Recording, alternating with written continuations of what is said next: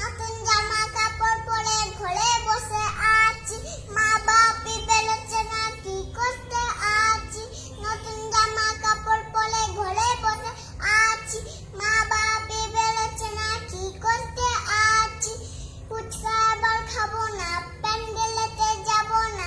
ফুচকা এবার খাবো না, প্যান্ডেলেতে যাবো না। ঘরে বসে ঠাকুর দেখি, করেন টাইম পুজো।